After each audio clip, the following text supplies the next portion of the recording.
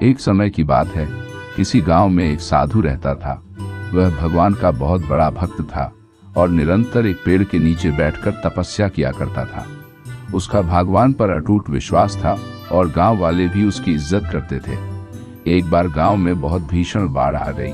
सभी लोग अपनी जान बचाने के लिए ऊंचे स्थानों की तरफ बढ़ने लगे। जब लोगों ने देखा कि साधु महाराज अभी भी पेड़ के नीचे बैठे भगवान का नाम जप रहे हैं, तो उन्हें यह जगह छोड़ने की सलाह दी। पर साधु ने कहा, तुम लोग अपनी जान बचाओ, मुझे तो मेरा भगवान बचाएगा। और पानी साधु के कमर तक आ पहुंचा। इतने में वहां से एक नाव गुजरी। मल्लाह ने कहा, हे साधु महाराज, आप इस नाव पर सवार हो जाइए, मैं आपको सुरक्षित स्थान तक पहुंचा दूंगा।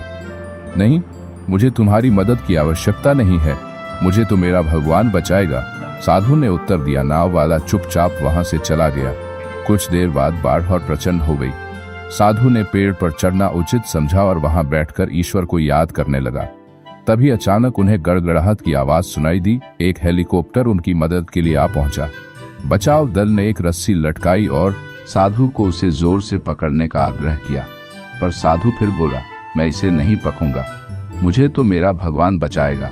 उनकी हट के आगे बचाव दल भी उन्हें लिए बगैर वहां से चला गया। कुछ ही देर में पेड़ बाढ़ की धारा में बह गया और साधु की मृत्यु हो गई। मरने के बाद साधु महाराज स्वर्ग पहुंचे और भगवान से बोले, हे प्रभु, मैंने तुम्हारी पूरी लगन के साथ आराधना की और आप मुझको बचाने नहीं आए। भगवान बोले, हे साधु महात्मा, मैं तुम्हारी रक्षा करने एक नहीं बल्कि 3 बार आया।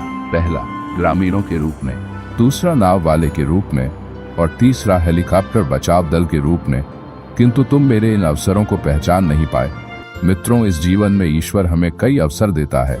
वे एक दौड़ते हुआ घोड़े के समान होते हैं जो हमारे सामने से तेजी से गुजरते हैं। यदि हम उन्हें पहचान कर उनका लाभ उठा लेते हैं तो वे हमें हमारी मंजिल तक पहुंचा देते हैं, अन्यथा हमें बाद में पछताना ही पड़ता है।